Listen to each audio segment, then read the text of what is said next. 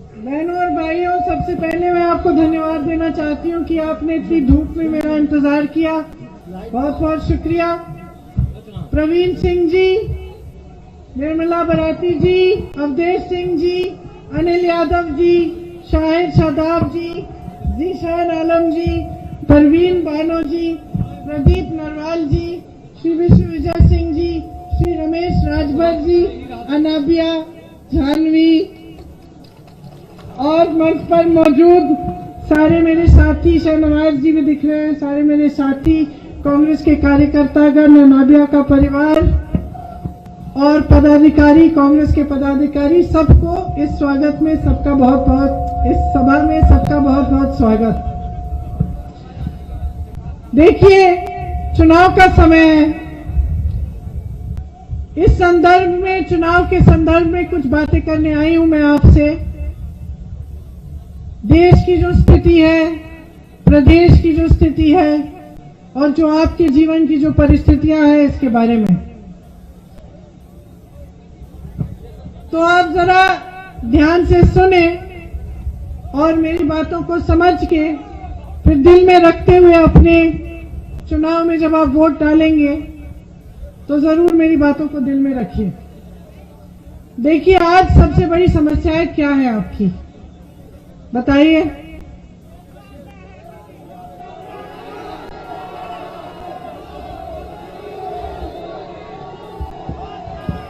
रोजगार, बेरोजगारी और महंगाई और किसानों की बड़ी बड़ी समस्याएं हैं। उपज का दाम मिल रहा है, नहीं मिल रहा। यहाँ छुट्टे जानवर की समस्या है?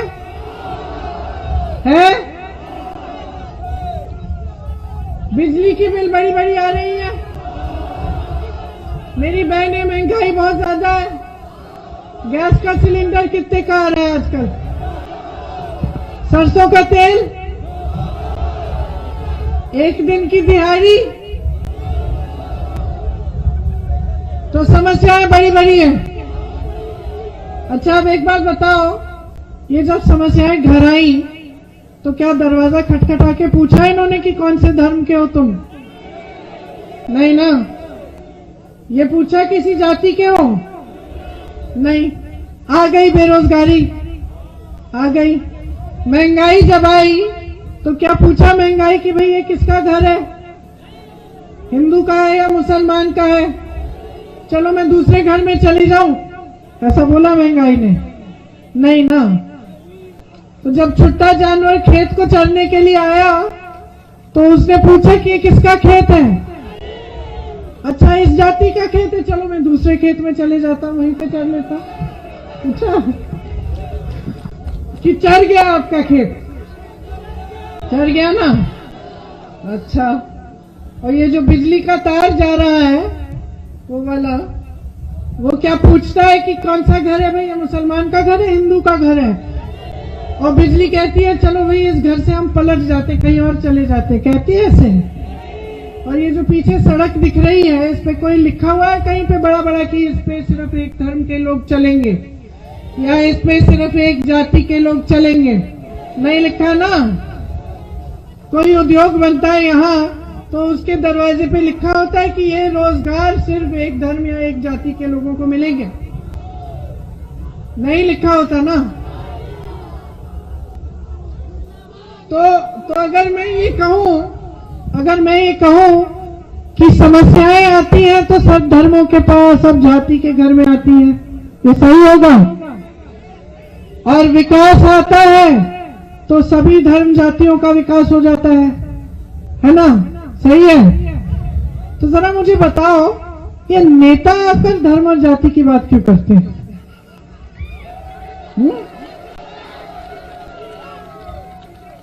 कोई वजह होगी कि ये बहुजन समाज पार्टी के नेता, समाजवादी दल के नेता, भाजपा के नेता सब आकर धर्म और जाति की बात, धर्म जाति धर्म जाति धर्म जाति क्यों करते हैं भाई? क्यों? वोट निकालने के लिए। अच्छा, वोट निकल जाता है इससे? निकल जाता है। मैं भी यही शुरू कर लूं? नहीं करूं ना? नहीं, सच्चाई क्या है उसको समझिए। सच्चाई ये है कि ये तीनों पार्टियां एक ही बिसात पर खेल रही हैं। सच्चाई ये है कि ये सारे नेता जान गए हैं कि जनता भोली भाली है। चुनाव के समय इनसे धर्म की बात करो, जाति की बात करो, सत्ता में आ जाओगे। इनकी विकास की बात करने की जरूरत ही नहीं है। ये समझ गए हैं सारे नेता। किसकी गलती है? पूरी तरह से आपकी गलती है। आप समझ नहीं पा रहे हो कि आपके साथ कैसा खिलवाड़ हो रहा है। आप समझ नहीं पा रहे हो कि कितना विश्वासघात हो रहा है आपके साथ। इस देश के संविधान के लिए आपके पूर्वज लड़े। मेरे पूर्वज शहीद हो गए, आपके पूर्वज शहीद हुए, लड़े। किसान लड़े हैं। कोई हवाई जहाज में, हेलीकॉप्टर में उड़ के नेता नहीं आया। किसान लड़े आजादी के लिए आपकी तरह। किस लिए लड़े? क्योंकि आपको संविधान मिला। उस संविधान में लिखा था, आज भी लिखा है कि आपके हक क्या है। लोकतंत्र में सत्ता पब्लिक की होती है, नेता उधार में लेता है उसे। आपकी सत्ता है, आप दे रहे हैं 5 सालों के लिए। मन चाहे तो मत दो, लेकिन आप भूल गए हैं। सारे नेता समझ रहे हैं, खुश हो रहे हैं। उनको तो सत्ता में रहना ही है। कोई एक धर्म की बात करेगा, दूसरा दूसरे धर्म की बात करेगा, कोई एक जाति की करेगा, कोई दूसरी जाति की करेगा। आगे बढ़ेंगे, फूलेंगे, फलेंगे, इनका विकास होगा, जनता गरीब की गरीब रहेगी। समझ गए, आपने बुरी आदत डाल दी। अब क्या होगा? दशकों से आप देख रहे हैं, बहुजन समाज पार्टी ने सरकार बनाई, क्या मिला? समाजवादी दल ने सरकार बनाई, क्या मिला? भाजपा की सरकार बनाई, क्या मिला? रोजगार मिले? अरे मोदी जी तो मंच पे खड़े होकर कहते हैं उनको पता भी नहीं कि छुट्टा जानवर जैसी समस्या है। इतने बड़े अंतर्यामी, इतने सर्वज्ञानी, आजकल तो विश्व गुरु भी हैं। अरे इतने बड़े विश्व गुरु, उनको मालूम नहीं कि उन्हीं के देश में, उन्हीं की सरकार में सबसे बड़ा प्रदेश और सबसे ज्यादा इस देश के किसान यहां उत्तर प्रदेश में इतनी बड़ी परेशानी झेल रहे हैं, उनको तो मालूम ही नहीं। और आपने, वाह वाह, आपकी भी वाह वाह, आपने हिम्मत दे दी कि मंच पे खड़े होकर कह भी सकते हैं कि भैया हमें तो मालूम ही नहीं था कि आपकी इतनी बड़ी समस्या है। चलो अब चुनाव आ गए, मालूम हो गया, सुलझाए देते हैं। आपके सामने 70 लाख रोजगार देने की घोषणा किसने की थी? किसने की थी? नरेंद्र मोदी जी ने और योगी आदित्यनाथ जी ने। अब रोजगार की बात ही नहीं करते। कहीं कोई ज्यादा पूछ ले तो कह देते कि हमने 4 लाख रोजगारों के एप्लीकेशन खोल दिए हैं। 5 सालों में 12 लाख सरकारी पद खाली पड़े हुए हैं। 5 सालों से खाली पड़ गए, कोई भर नहीं रहा है उनको, कोई भर नहीं रहा है। वो तो कहते कि हमें दिख ही नहीं रही है बेरोजगारी। मोदी जी तो कहते हैं कि हमने उत्तर प्रदेश में हजारों लखपति बना दिए। कहते सबको इतने लाख दे दिए हमने। कहते हैं कि हमने एक वीडियो देखा, उसमें एक बुढ़िया रो रही थी, कह रही थी कि हम मोदी जी के साथ गद्दारी नहीं करेंगे क्योंकि हमने मोदी जी का नमक खाया है। मोदी जी ने हमें राशन भेजा है।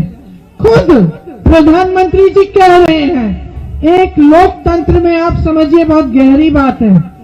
हाँ, हंसने की बात भी है, लेकिन बहुत गहरी बात है। एक लोकतंत्र में प्रधानमंत्री कह रहे हैं कि जनता ने उनका नमक खाया है। लोकतंत्र में नेता जनता का नमक खाता है, नेता को जनता बनाती है, और ये सब नेता भूल गए हैं। योगी जी, मोदी जी, इनको आपकी समस्याएं तब याद आती है जब चुनाव आता है। और मैं बता दूं आपको कि ये बड़े मियां हैं, छोटे मियां भी सुभान अल्लाह। योगी जी, मोदी जी बड़े मियां, छोटे मियां सुभान अल्लाह। आपके अखिलेश यादव जी कहां थे जब एनआरसी हुआ? कहां थे? यहां आजमगढ़ है। जब पानी खोल दिया था यहां पे, जब सारी महिलाएं धरना दे रही थी, जब पानी खोल दिया था बीच रात में, महिलाओं को पीटा गया था, एक बुजुर्ग महिला थी, उनकी टांग तोड़ी गई थी, कहां थे ये? आए आपके पास? जब बिजनौर में अनस और सुलेमान 19-20 साल के बच्चों की हत्या की गई, आए वहां पे? नहीं आए ना। जब किसानों को लखीमपुर खेरी में भाजपा के मंत्री के पुत्र ने कुचल डाला, तो कहां थे अखिलेश यादव जी? सो नहीं रहे थे, जगे हुए थे। जगे हुए थे, उन्होंने देखा कि पुलिस ने उनका घर घेर लिया है, तो मौज ही मौज बैठे, उन्होंने ट्वीट कर दिया, खत्म, उनको जाने की जरूरत नहीं। यही किया ना उन्होंने। हमको तो नहीं रोक पाई पुलिस। हमारे घर के बाहर भी आई थी, हमको भी घेरा था, लेकिन कांग्रेस पार्टी के नेता, कांग्रेस पार्टी के कार्यकर्ताओं को रोकना आसान नहीं है, क्योंकि हम ये नहीं समझते कि आपकी समस्याओं को सिर्फ चुनाव के समय याद करना है। हम जानते हैं कि हमारी जिम्मेदारी क्या है। कांग्रेस पार्टी का एक एक पदाधिकारी, एक एक कार्यकर्ता जानता है, और जो नहीं जान रहा था उसको भी याद हमने दिला दिया कि हमारी जिम्मेदारी आपके प्रति समर्पित होना है। हमारी जिम्मेदारी है कि आप सशक्त बनो, आप पे समस्या आए, आप पर अत्याचार हो, आपको पीड़ा हो, आपको दुख हो, तो हमें आना है और हमें कंधे से कंधा मिलाकर आपके साथ खड़े होकर लड़ना है। हम तो भाजपा से पुश्तों से लड़ रहे हैं, इनके जनसंघ और इनके आरएसएस से हम पुश्तों से लड़ रहे हैं। इन सबको मालूम है कि समाजवादी के नेता झुक जाएंगे, बसपा के नेता झुक जाएंगे, दुबक जाएंगे अपने घरों में। इन सबको मालूम है कांग्रेस पार्टी नहीं झुकेगी। ये जानते हैं कि लड़ेगा इनसे तो कोई लड़ेगा, कांग्रेस पार्टी लड़ेगी। और बहनों और भाइयों, याद रखिए कि इतिहास में कोई ऐसा जंग नहीं हुआ है जो बगैर लड़े कोई जीत गया। न बहुजन समाज पार्टी लड़ी है, न समाजवादी दल लड़ा है। ये लड़े नहीं है, ये जीत कैसे जाएंगे? ये समझौता करते रहेंगे। 5 सालों के लिए समझौता करके अपने घरों में बैठे थे। सरकार बनेगी तब भी समझौता करेंगे। ये नहीं खड़े हो सकते, नहीं सामना कर सकते इन लोगों का। भाजपा सबसे अच्छी तरह जानती है, इसीलिए सबसे बड़ा वार कांग्रेस पार्टी के नेताओं पर करती है, इसीलिए मेरे परिवार पर वार करती है, क्योंकि ये जानते हैं कि हम नहीं झुकेंगे इनके सामने। हमें हिरासत में ले लें, हमें जेल में डाल लें, हमारी जान ले लें, हम झुकेंगे नहीं इनके सामने।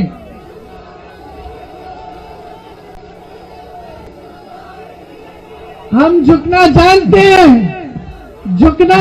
हैं, लेकिन सिर्फ जनता के सामने झुकेंगे हम, और किसी के सामने नहीं झुकेंगे।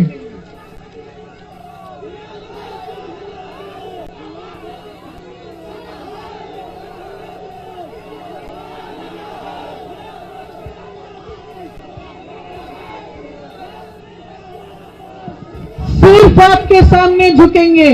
जो आप चाहते हैं वो होगा इस देश में, इस प्रदेश में। और मैं जानती हूं कि आप क्या चाहते हैं। आप विकास चाहते हैं, आप रोजगार चाहते हैं, आप महंगाई को घटाना चाहते हैं, मेरे किसान भाई कमाना चाहते हैं, छोटे व्यापारी छोटे उद्योग जो चलाते हैं वो कमाना चाहते हैं, मेरी बहनें सशक्त होना चाहती हैं, वो भी रोजगार चाहती हैं, वो भी शिक्षा चाहती हैं, आप सेहत की सुविधा चाहते हैं, आप किसी पर निर्भर नहीं होना चाहते। ये सरकारें, ये राजनीतिक दल जो आपसे जाति और धर्म की बात करते हैं, वो आपको हमेशा के लिए निर्भर बनाएंगे, वो हमेशा के लिए आपको गरीब रखेंगे। आज भाजपा की नीतियां क्या हैं, समझिए इनको।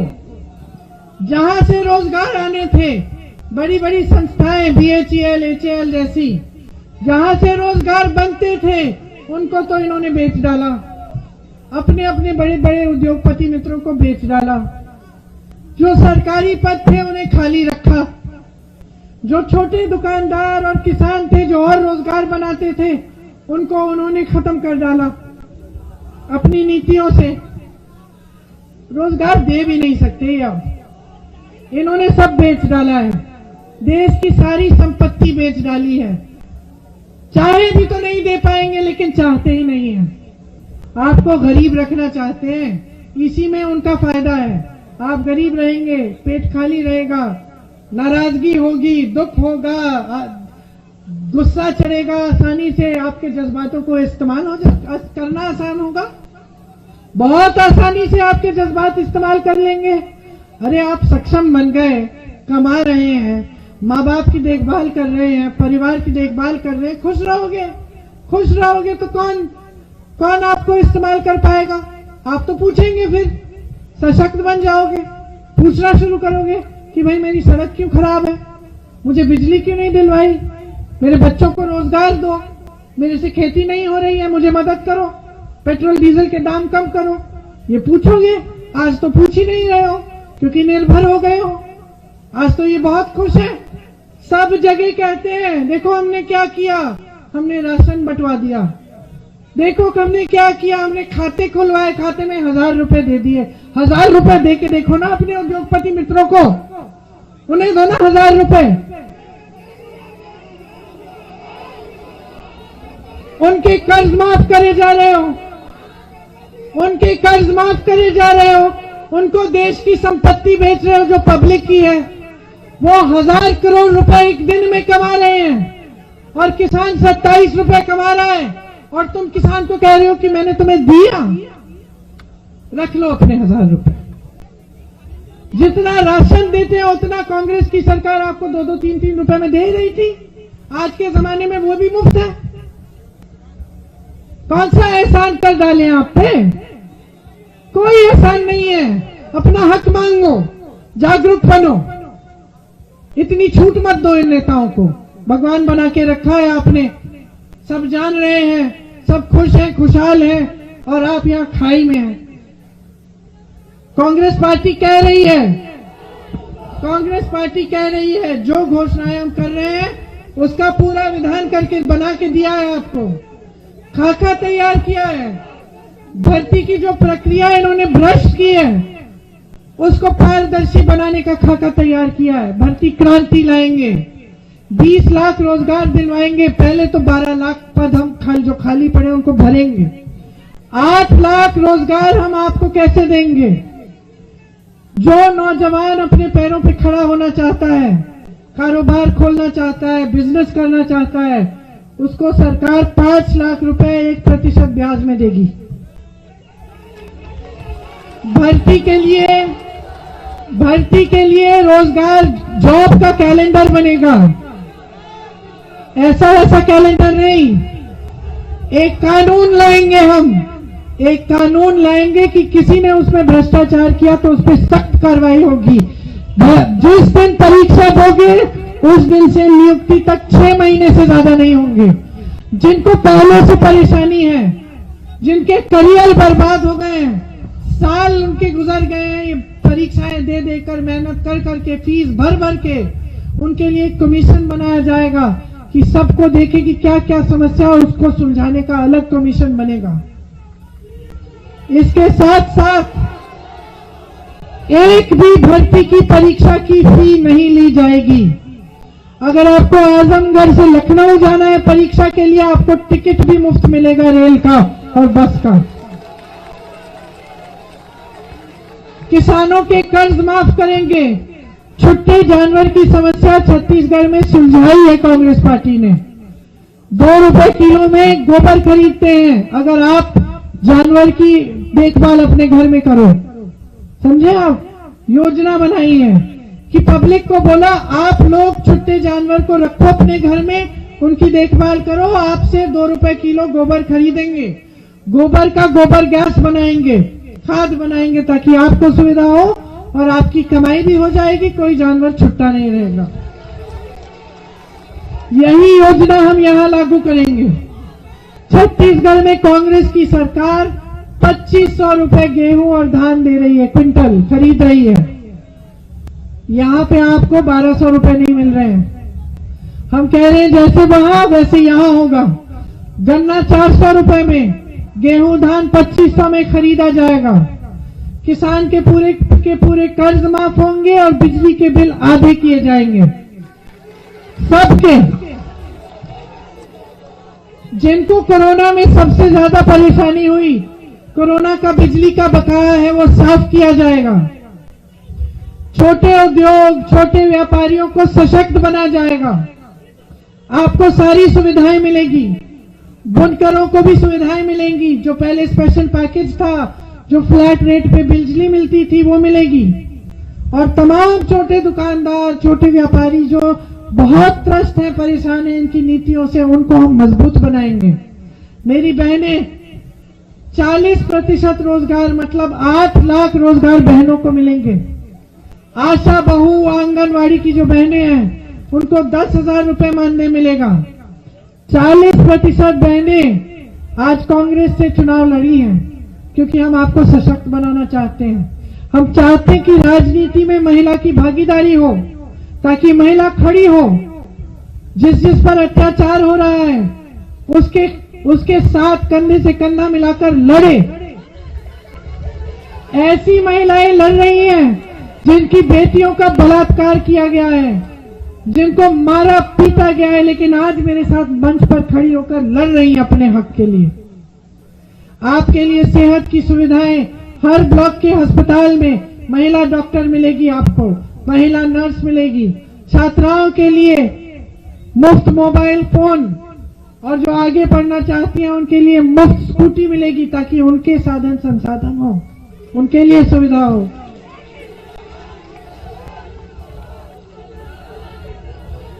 तो कांग्रेस पार्टी खोखले वादे नहीं कर रही है। हम कह रहे हैं किसान के कर्ज माफ करेंगे, क्योंकि करके दिखाया हमने। 72,000 करोड़ का कर्ज माफ किया। बुनकरों का स्पेशल पैकेज हमने बनाया था, हटाया इन लोगों ने। देखिए, ये सारे काम जो हम कह रहे हैं, छत्तीसगढ़ में हमने छुट्टे जानवर की समस्या हमने सुलझाई है। ये हम इसलिए कह रहे हैं क्योंकि हमने पहले करके दिखाया है। ये जो बड़े बड़े संस्था जो ये बेच रहे हैं, ये कांग्रेस पार्टी ने बनाई, तभी तो बेच पा रहे हैं। कहते कांग्रेस ने 70 सालों में किया क्या? अब मैं पूछना चाहती हूँ, 70 सालों में जो हमने किया हो तो तुमने सारा बेच डाला। तुमने क्या किया 7 सालों में? तो देखिए, इतनी लंबी लंबी चौड़ी बातें जो मैं कर रही हूँ, इनका एक ही मकसद है, आपको जागरूक करना। सतर्क हो जाओ। ये देश आपका है, प्रदेश आपका है, शहर आपकी है, गांव आपका है, जमीन आपकी है, तो इसको बचाओ ना। दशक हो गए ऐसी राजनीति के साथ जो आपको गुमराह बना के आपको अपने जाल में फंसाए रखे हैं। ये निकल जाओ, इसको तोड़ दो, इसको निकलो इससे, नहीं तो विकास नहीं होने वाला आपका। ये आपके नौजवान सारे बच्चे खड़े हैं, बेचारे भटक रहे हैं हर जगह, रोजगार ढूंढ रहे हैं, इनको रोजगार मिलना चाहिए। बिजली, पानी, सड़क, ये सब समस्याएं होनी ही नहीं चाहिए। शिक्षा